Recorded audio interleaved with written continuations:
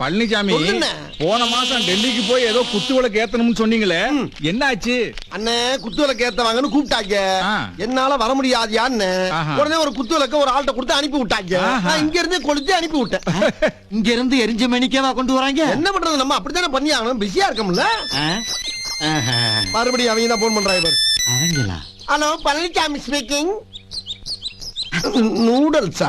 யாரு? இல்ல மத்திய மந்திரி கூப்பிடுறாரு. ஆ. அங்க என்னமோ டெல்லியில பஞ்சாயத்தான் ஆ. வந்து தீர்த்துட்டு போகணும் கையோட வர சொல்லி போன வாரமே கூப்பிட்டாங்க. ஆஹா. எனக்கு இங்க நிறைய பஞ்சாயத்து இருக்கு, வர முடியாதுன்னு ஏமாத்திக்கிட்டே இருந்தேன். அதெல்லாம் எனக்கு தெரியாது, நாளைக்கு மத்தியான சாப்பாடுக்கு நீங்க இருக்கணும்னு ரொம்ப கூப்பிடுறாங்க. இந்த வந்துட்டாங்கல்ல, யாரு? பிளேட்ல ஆள் விட்டு தர்றாங்க. ஆ. ரைட்ல ஆளு விட்டு தர்றாங்களா? ஆ. பழனிசாமி நாங்க வர்றோம்ப்பா. ஏன் எவ்வளவு பிட்டு இழத்தாப்பா அந்த காது தாங்க. ஏன் வாங்க.